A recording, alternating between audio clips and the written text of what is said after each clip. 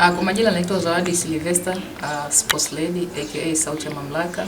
Mchezo wa jana wa Young Africans dhidi ya Simba Sports ulikuwa ni mchezo ambao unaweza kusema Simba walitawala kwa asilimia kubwa, hususan kipindi cha kwanza, na walitengeneza nafasi ambazo unaweza kusema kama wangekuwa makini kwenye eneo zima la umaliziaji basi wangeondoka na alama tatu muhimu, lakini haikuwa hivyo. Pasi tu unasema kwa laumu Simba, lakini pia uwezo kuacha kumsifia Djigui Diarra kwa kile ambacho alikifanya jana. Ametoa save zaidi ya 2, kwa unaweza ukaona ni ubora wa aina gani. Na kusema kweli Simba jana ni kama waliingia kutaka sana mchezo, kwa maana kwenda kufuta uteja mbele ya Young Africans. Na ukizingatia kwenye benchi la Simba Sports kulikuwa na wanasema benchi la Simba lilikuwa limebadilika na benchi la Young Africans pia ni lingine, sio kama walimu wale ambao walikuwa wanasema wanakutana mara kwa mara. Mfano msimu jana Fadlu Davis alicheza michezo yote miwili mbele ya Young Africans ambayo ilikuwa ikinolewa na pia na makocha tofauti, lakini bado alikuwa anapoteza. Kwa hiyo jana pia Steve Barker alikuja kuandika historia mpya kwenye timu ya Simba, historia yake binafsi pamoja na historia unasema rekodi nyingine ya Simba, lakini haijawa hivyo. Na kwake alipata alama moja, na unaweza kusema inamuongezea kitu kwenye msimamo, kwenye swala zima la msimamo wa ligi kuu. Ukiangalia kwa upande wa Yanga kwa namna labda kukosekana kwa baadhi ya wachezaji inaweza kuwa sababu ya wao kukosa matokeo. Uwezo ukasema labda mtu kumkosa mtu kama Pacome Zouzoua usione pengo lake. Unaweza kusema pengo lake jana lilionekana kwa sababu kile ambacho alikuwa anakifanya Pacome Zouzoua. Unajua Pacome asipofunga basi ata assist, asipo assist basi huenda anaweza akachangia kwa asilimia kubwa. Unasema timu kufanya mashambulizi kupitia yeye. Anakuwa anasema ana hatari za hapa na pale, ana uwezo wa kuchukua hata wachezaji watatu wawili na kufika kwenye box akaforce. Kwa hiyo ni mtu ambaye anaweza kusema ni X factor. Kwa hiyo kumkosa mtu kama Pacome Zouzoua kwenye cost ya Yanga pia kumechangia kwa kiasi kikubwa Yanga kucheza jana, unaweza kusema chini ya kiwango. Na ukizingatia Pacome kwenye mechi hizi za dabi amekuwa pia na matukio fulani na matokeo pia mazuri, kwa kuzingatia kwenye hizi dabi mpaka sasa ambazo Pacome amecheza, amefunga mechi kubwa ya maamuzi. Msimu jana tu ilikuwa ni Juni 25. Unaweza kaona alisababisha penalty na mkojo penalty akafunga yeye, na bao la pili akafunga Clement Mzize, na yakapelekea Young Africans kupata ubingwa. Kwa hiyo unaweza kaelewa kwamba kukosekana kwa Pacome Zouzoua pia jana pengo lake limeonekana, japo kuna backup yake mtu kama anaweza kusema alikuwa anacheza upande wake Buba Jammeh, mtu kama Alan Okello, lakini sasa walitokea na wenyewe sababu, lakini hawakuonyesha kitu bora kama kile ambacho alikuwa huwa Pacome Zouzoua anakitoa. Na ukiangalia kwa mchezo kwa ujumla, kwa maana kwamba labda tunaweza kusema kwamba waamuzi wamelalamikiwa kwenye mchezo. Kwanza tukubaliane, lile ni goli au sio goli? Na kwenye issue ya waamuzi imekuwa ni malalamiko muda mrefu sana. Nini kifanyike ili mwisho wa siku tuweze kushuhudia michezo mikubwa kama hii na ligi kwa ujumla, waamuzi kusio kuna malalamiko mengi? Binafsi yangu, kwa mtazamo wangu mimi, ile ilikuwa ni goli halali. Na unaweza kusema mwamuzi Kasim Mpanga hakuwa makini na lile tukio. Kama ni kweli mashabiki wa Simba walikuwa mashabiki wa Yanga walikuwa wachezaji wa Yanga walikuwa wanalalamikia kwamba Sulemani Mwalimu alishika mpira kabla, ilitakiwa pale mwamuzi wa pembeni anyoshe kibendera kwamba kuna foul. Na ikumbuke tu hawa waamuzi wanavaa zile wanasema earphone. Kwa hiyo lazima wafanye mawasiliano. Sasa mimi sijaelewa zile walizokuwa wanavaa ni kama zinafanya kazi au zifanye kazi. Lakini sasa tuachane na hayo, nirudi kwenye msingi wa swali lako.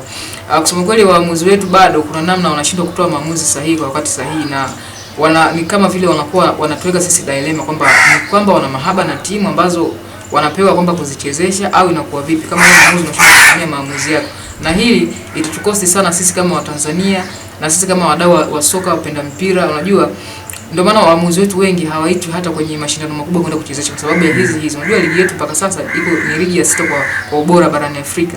Lakini sasa hizi sintofahamu ambazo zinaendelea kwa waamuzi wetu, kusema kweli bado zinawagawa watu kati. Wengine wanatamani hata waamuzi watoke nje waje kuchezesha michezo mikubwa kama hii ya dabi, lakini wengine wanatamani tutumie waamuzi wetu wa ndani. Lakini sasa waamuzi wetu wa ndani wanashindwa kujipambanua wenyewe kwamba yes, mimi ni mwamuzi na nasimamia sheria 17 za mpira. Unajua hawa waamuzi wanalipwa per day. Wakishamaliza pale kuchezesha mpira waenda wanalipa. Sasa sijui ni maslahi ambao wanalipa pia ni madogo, au shida wanakuwa na mahaba na timu, au inakuwa vipi. Lakini sasa unaweza kusema hata waamuzi ambao wametoka nje pia wamekuja kutoa somo kubwa kwa waamuzi wetu wa ndani. Hata msimu jana tu mfano mdogo kwenye ile mechi ya dabi ya Young Africans dhidi ya Simba, Yanga anachukua ubingwa, tuliona waamuzi kutoka Misri na walitoa funzo kubwa sana.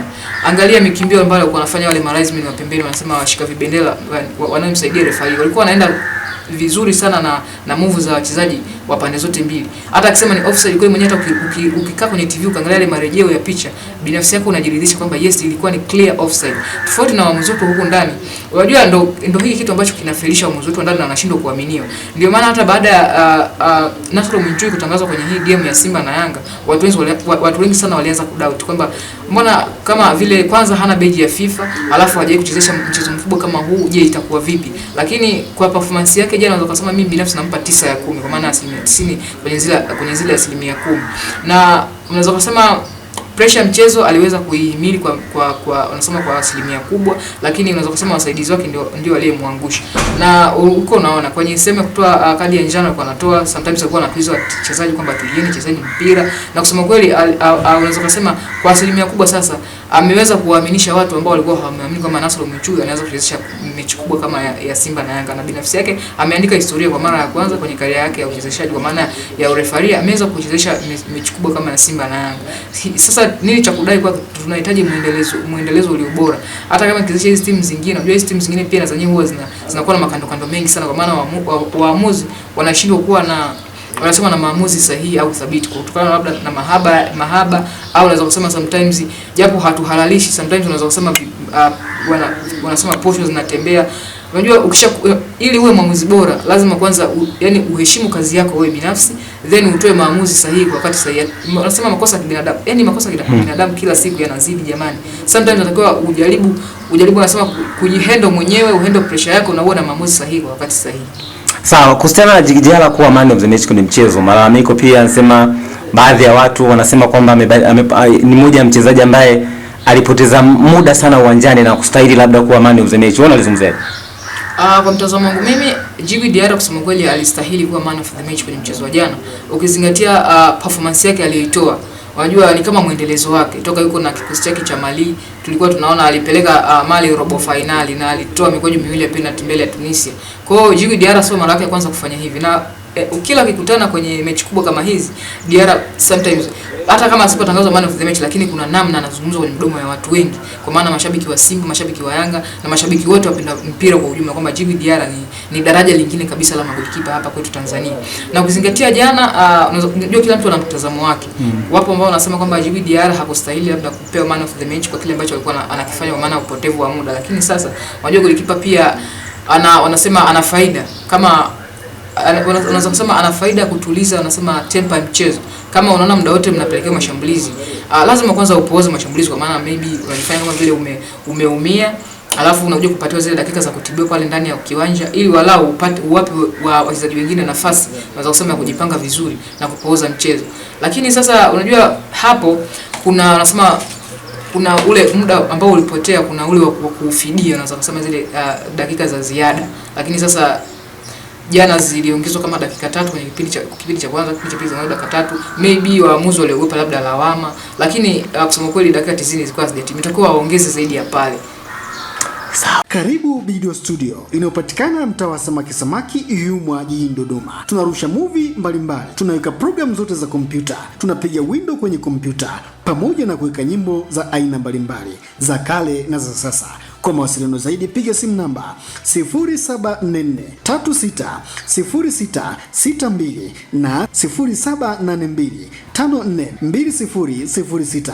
Nyote mnakaribishwa Video Studio kwa huduma mbalimbali za nyimbo pamoja na programu za kompyuta, bila kusahau na kuweka window kwenye kompyuta yako. Nyote mnakaribishwa.